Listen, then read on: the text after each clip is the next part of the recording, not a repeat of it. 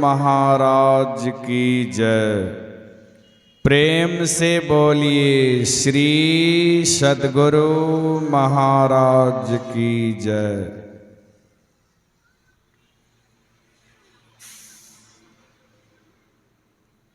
उपस्थित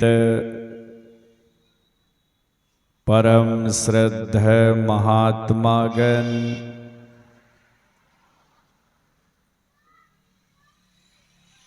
तमाम ग्रामीणवासी, सत्संग प्रेमी बंधुओं,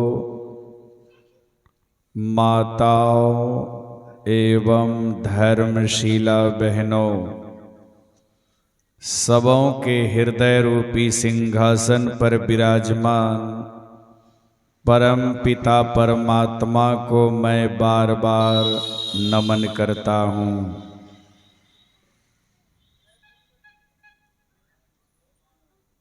अभी अभी हम लोग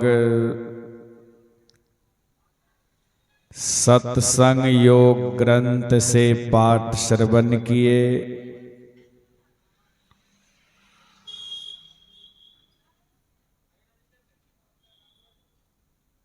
पाठ का प्रतिपाद्य विषय है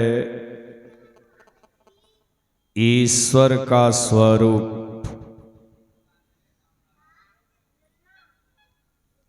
और ईश्वर स्वरूप की प्राप्ति तब होगी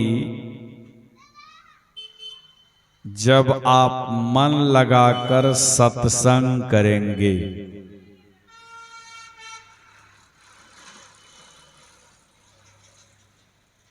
वेदवाणी में अभी हम लोग सुन रहे थे कि ऐ संसार के समस्त नर नारियों,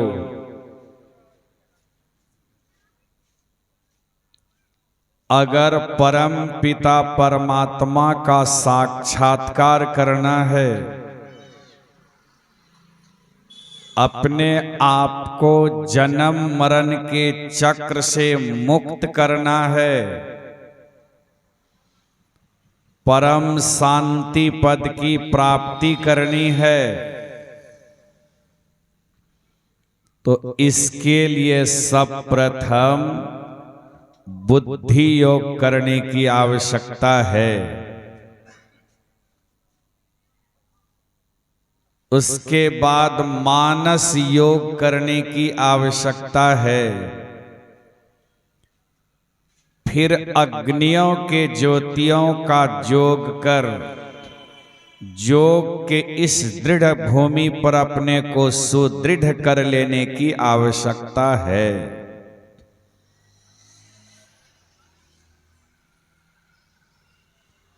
बुद्धि योग के अंतर्गत आया है सत्संग। अगर परम पिता परमात्मा के तत्व ज्ञान को यानी उनके आत्म स्वरूप का दर्शन करना चाहते हैं तो मन लगाकर जीवन में सत्संग करने की आवश्यकता है। सत्संग करेंगे तो आपके बुद्धि का विकास होगा, बुद्धि पवित्र होगी और यह बुद्धि फिर निर्णय कर पाएगी कि कैसे को हम गुरु बनावें। क्योंकि जैसे तैसे व्यक्ति को गुरु बना लोगे तुम्हारा काम पूरा नहीं होगा। जहां तुमको पहुंचनी चाहिए, जहां पहुंचने के बाद ईश्वर स्वरूप की प्राप्ति होगी, वहां तक तुम्हारी पहुंच नहीं हो पाएगी। इसलिए जीवन में सच्चे संत सद्गुरु की आवश्यकता है। अगर सही जानकार गुरु नहीं मिले तो आपको लक्ष्य की प्राप्ति अर्थात मोक्ष पद की प्राप्ति नहीं हो पाएगी।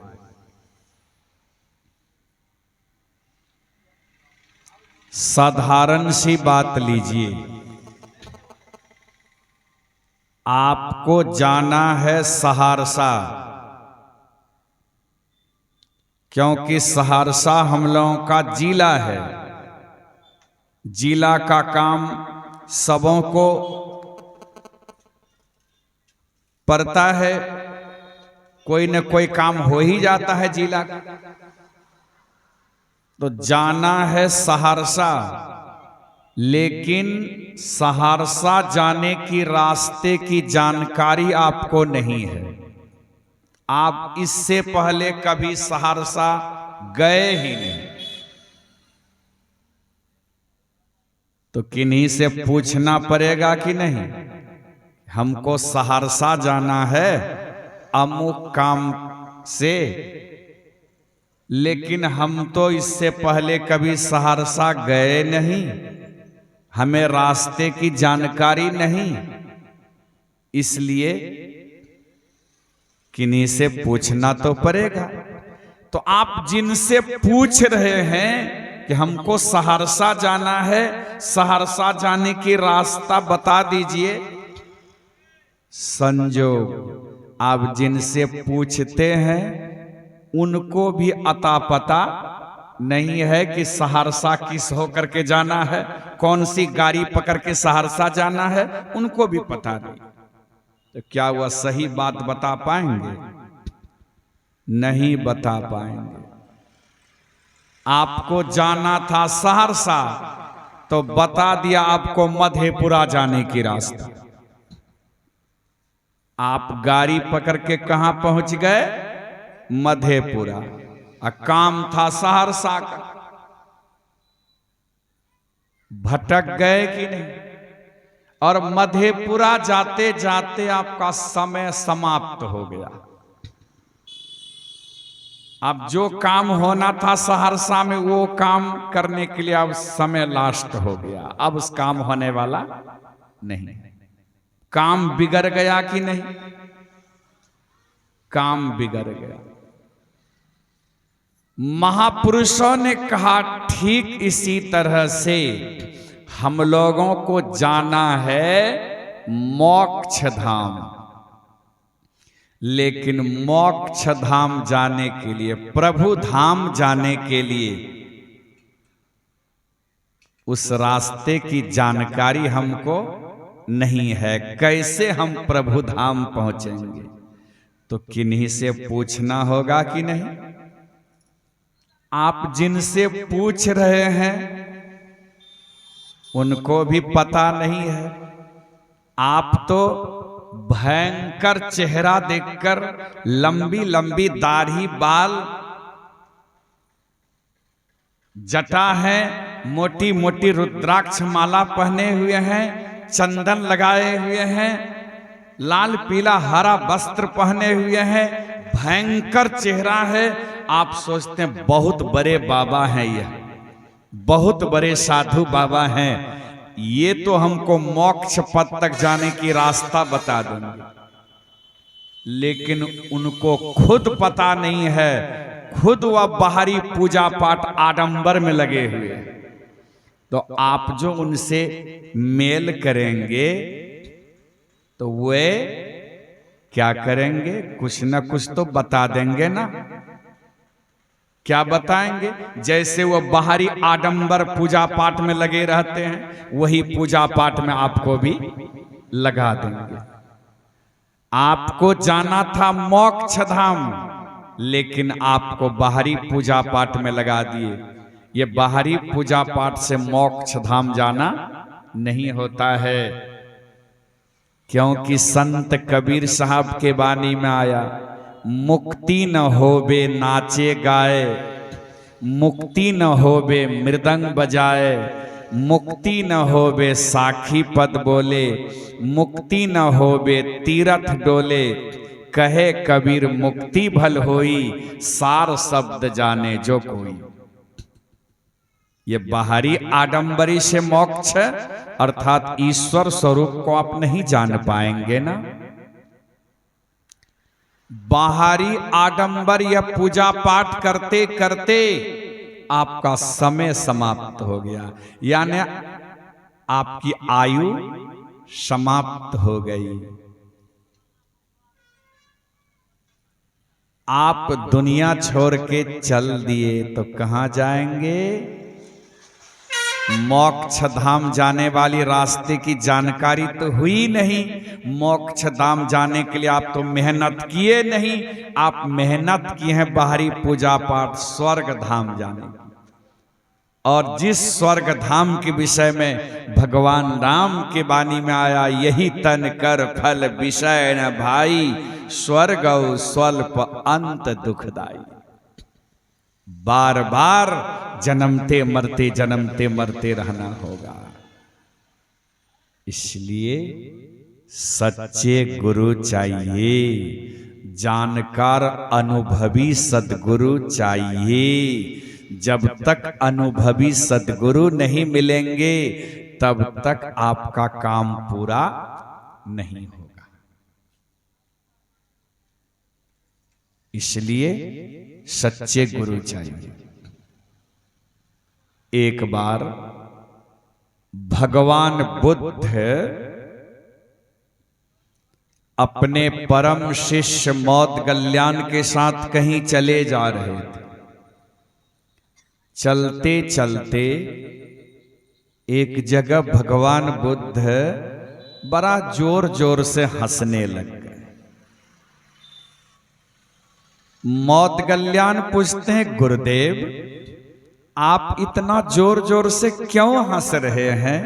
हंसने का कारण क्या है गुरुदेव? भगवान बुद्ध कहते हैं, अरे यों ही हंसी आ गई, चलो आगे बढ़ो। का नहीं गुरुदेव,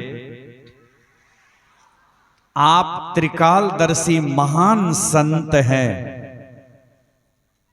आप बिना कारण के हंसते नहीं हैं।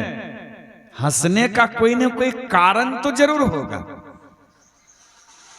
बताइए गुरुदेव।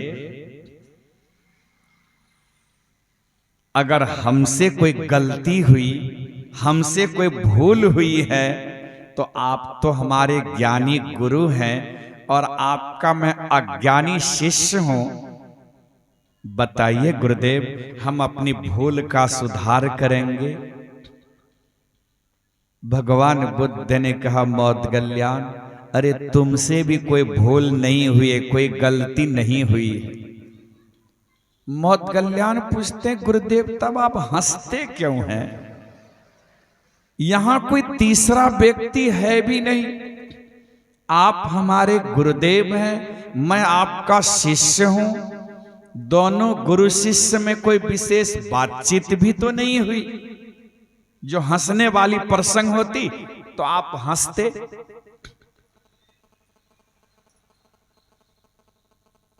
क्यों हंस रहे हैं गुरुदेव? भगवान बुद्ध कहते, मौदगल्याण तुम बड़ा जिद्दी हो, किसी भी बात को जिद करके मेरे मुंह से तुम उगलवा ही लेते हो। तो देखो ये सामने कुत्ता को, इस कुत्ता को देख करके हमको हंसी आ गई। मौदगल्याण पूछते हैं, गुरुदेव आप कुत्ता को देख करके क्यों हंसेंगे? आप संत हैं, कुत्ता को देखने के बाद तो आपको दुख प्रकट करनी चाहिए। आह, ये जीवात्मा अभी कुत्ता के शरीर में है, दर दर भटक रहा है, पग पग ठोकर खा रहा है। कहीं तो एक टुकड़ा खाने के लिए मिलता है और कहीं तो दुत्कार और फटकार और डंटा खानी पड़ती है। ये तो दुख की बात है गुरुदेव, आप हंस रहे। भगवान बुद्ध ने कहा, मौदगल्याण अरे इसलिए हंस रहा हूं, एक तो यह जीवात्मा अभी कुत्ता के शरीर में है, उसमें भी इसके मस्तक पर बहुत बड़ा घाव हो गया है।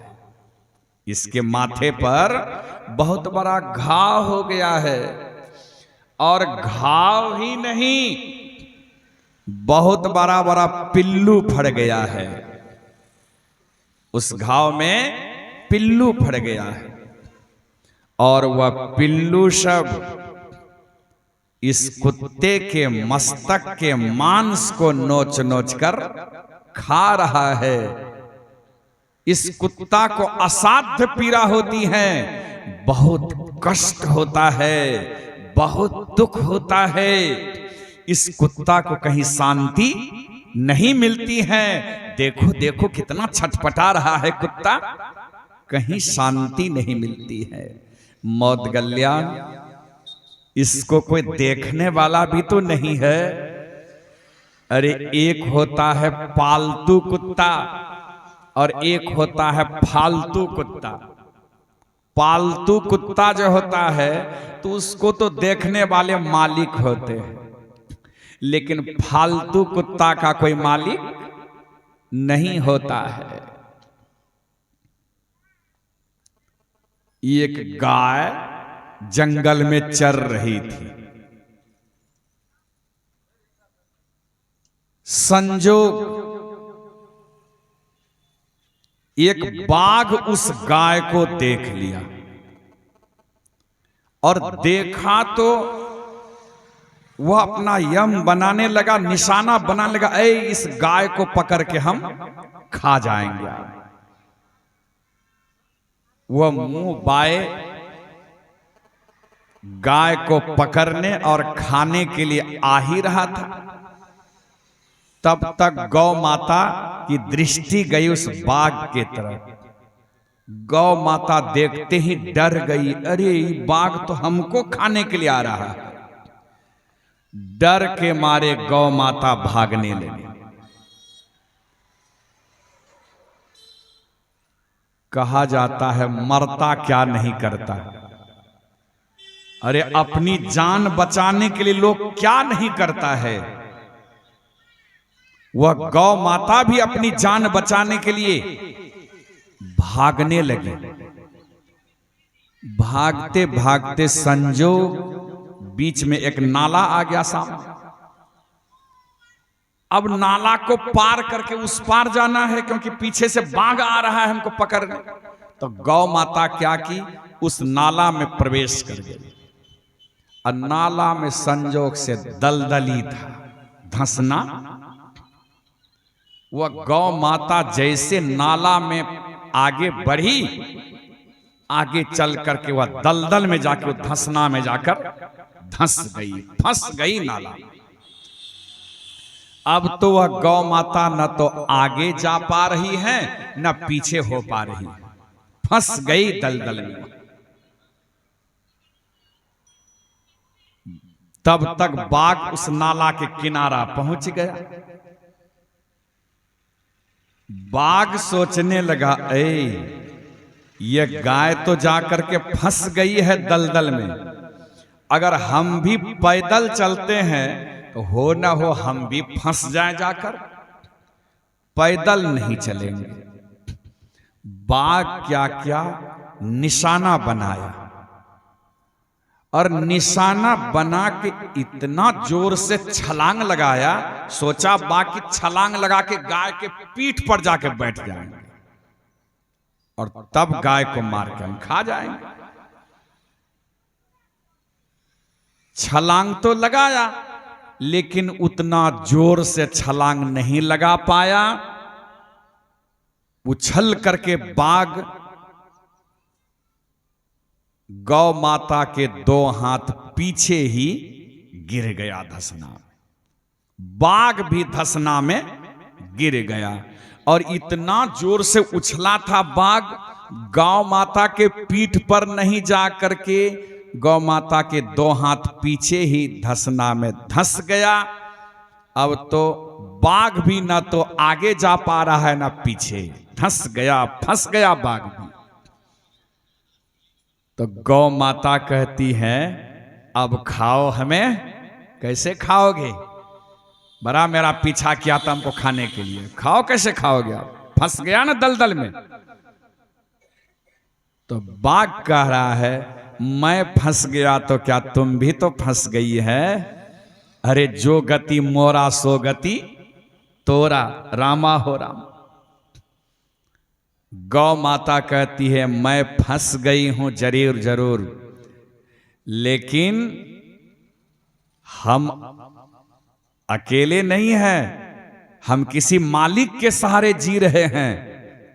मेरा मालिक आएगा थोड़ी देर में, हमको खोजते खोजते मेरा मालिक थोड़ी देर में आएगा और देखेगा कि हमारी गाय धसना में धंस गई है, तो किसी तरह से जतन से हमको इस धसना से निकाल के स्नान करा के अपने घर ले जाएगा।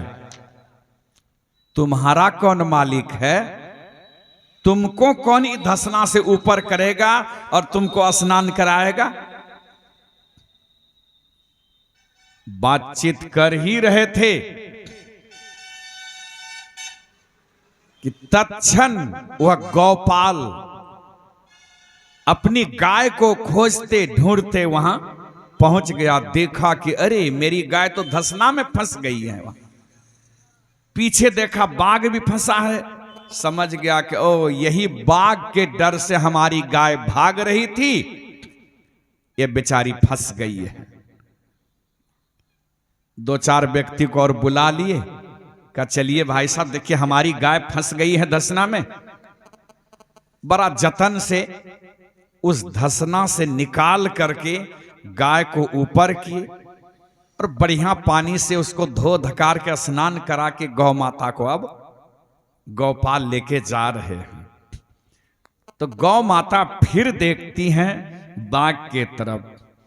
अब बता, अरे हम तो मालिक के सहारे जीते थे, फंस गए धसना में, ये दलदल में, तो मेरा मालिक आया हमको निकाल के स्नान करा के ले जा रहा है।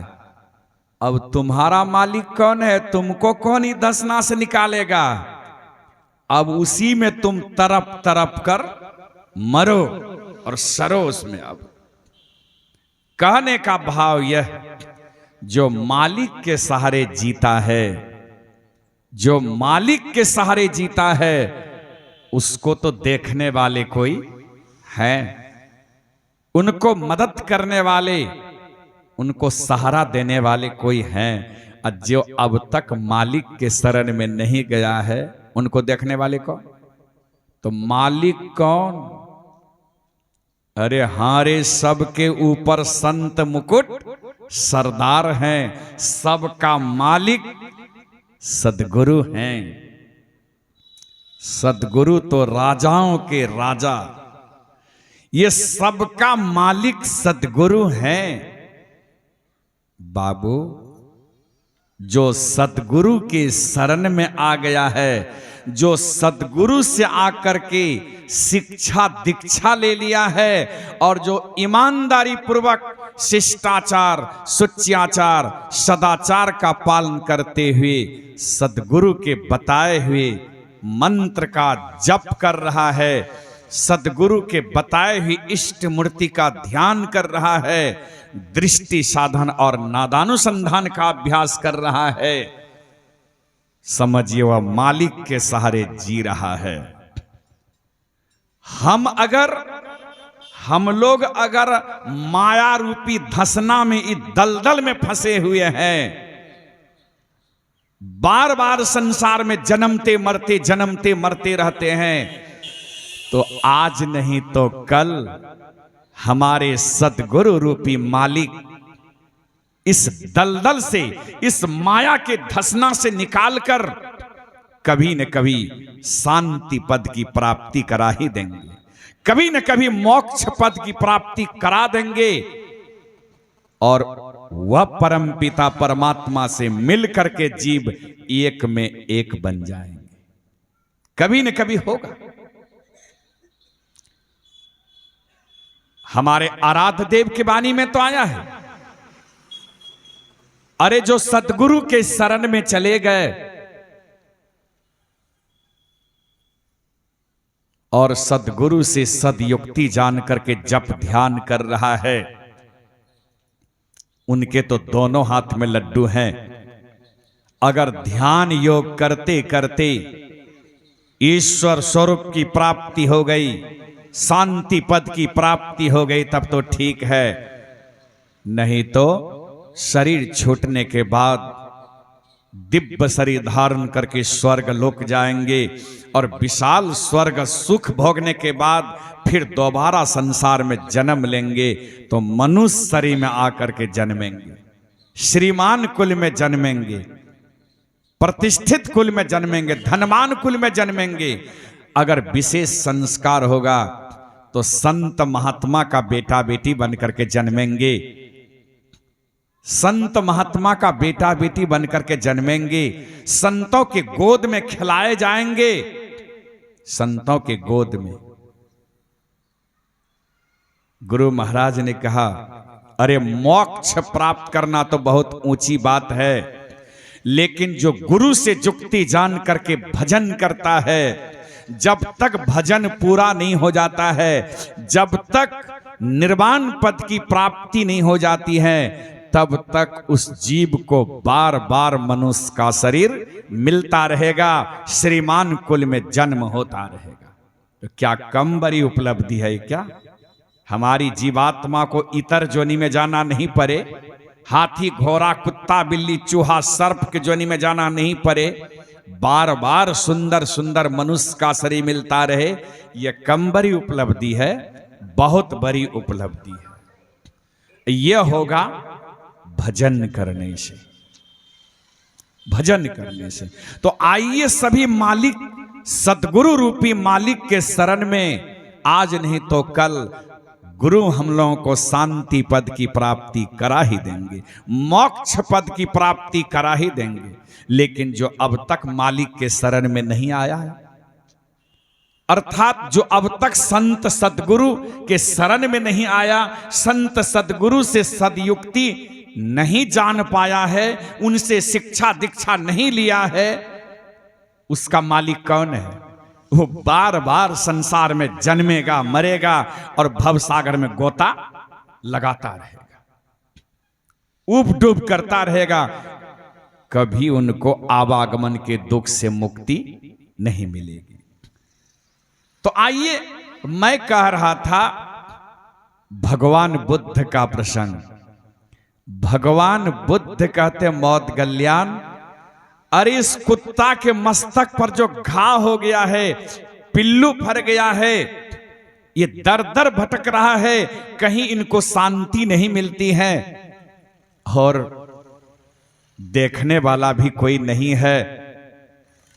अरे पालतू कुत्ता होगा तो इस कोई देखने वाला इसको होता, लेकिन ये पालतू कुत्ता नहीं तो फालतू कुत्ता है, कोई देखने वाला नहीं है, इसको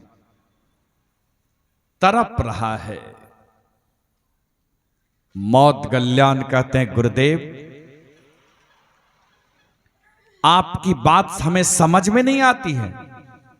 गुरुदेव, एक तो यह जीवात्मा अभी कुत्ता के शरीर में है, उसमें भी इसके मस्तक पर बहुत बड़ा घाव हो गया है, पिल्लू फर गया है,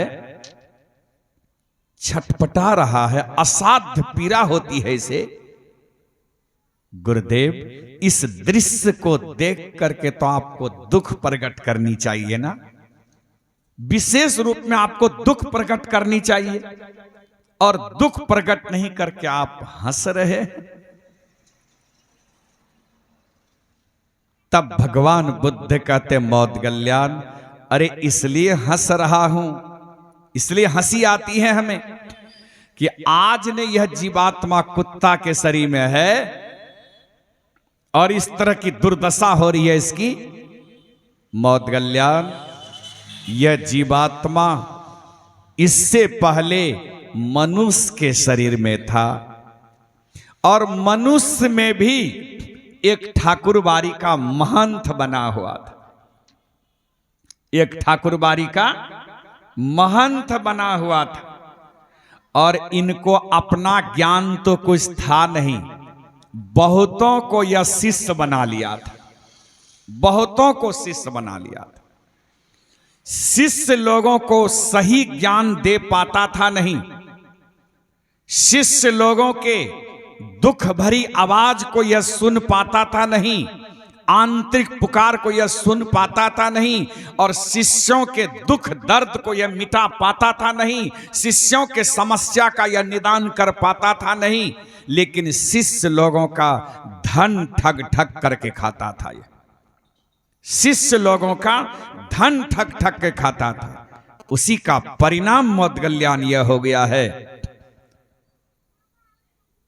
कि वह महंत का शरीर छोड़ने के बाद वह जीवात्मा यह कुत्ता के शरीर में जन्म ले लिया है। आकर यह कुत्ता बन गया है, और इस कुत्ते के माथे पर जो घाव है, उसमें जो पिल्लू भर गया है, वह पिल्लू कोई दूसरा नहीं है मौदगल्याण। जितने को इन्होंने शिष्य बनाया, शिष्य लोगों को सही ज्ञान मिला नहीं, इसलिए सारे शिष्य मर मर करके इस कुत्ता के मस्तक के घाव का पिल्लू बन गया है। यानी दोनों की अधोगति हो गई, दोनों नरक चले गए, गुरु भी नरक और शिष्य भी नरक। संत कबीर साहब के वचन में आया, आन्हर गुरु बहिर चेला, नरक में जाके दोनों ठेलम ठेला, दोनों नरक चले जाएंगे। इसलिए हमारे गुरुदेव का हिदायत है कि हड़बड़ा करके गुरु धारण नहीं कीजिए। अरे कोई भी काम, सांसारिक काम को भी लीजिए ना, हड़बड़ करके करोगे तो काम गड़बड़ हो जाएगा। हड़बड़ा करके कोई भी काम करोगे जल्दी जल्दी में तो काम गड़बड़ होना ही है।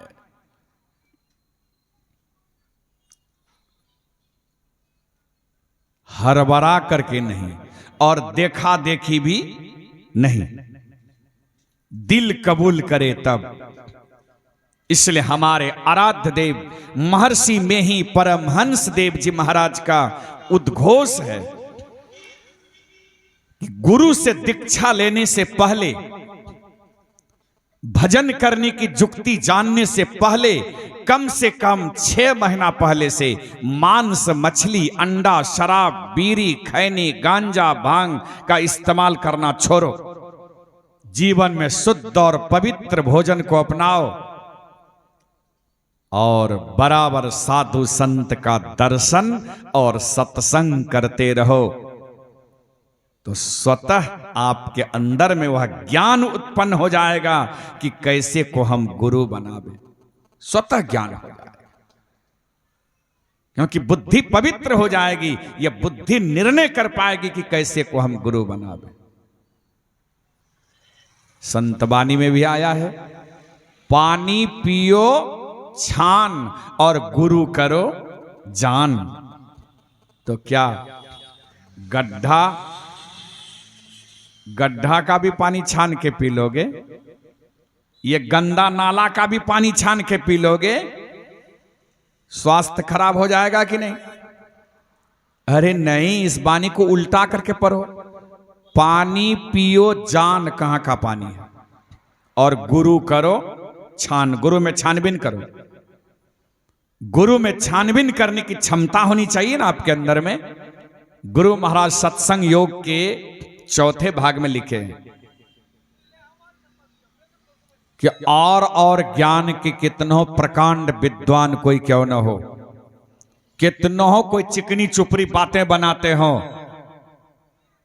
ज्ञान में बढ़ चढ़ करके आगे बढ़े हो, बहुत चिकनी चुपड़ी बातें बनाते हो, लेकिन आचरण में अगर शुद्धता न हो, तो ऐसे व्यक्ति को अगर पहले गुरु बना भी लिया है कि उनकी दुराचरण को जान करके उससे अलग रह करके सच्चे गुरु की खोज करनी चाहिए, क्योंकि वैसे दुराचारी गुरु से आपको मोक्ष की प्राप्ति नहीं हो। हां, जो शिष्टाचार, शुच्याचार, सदाचार का पालन करते हैं और गुरु के जुक्ति के मुताबिक दृष्टि साधन और नादानुसंधान का अभ्यास करते हैं, ऐसे व्यक्ति को गुरु बना लेने में कोई आपत्ति नहीं है। ऐसे व्यक्ति को गुरु बनाओ। तो तुम्हें मोक्ष की प्राप्ति हो जाएगी।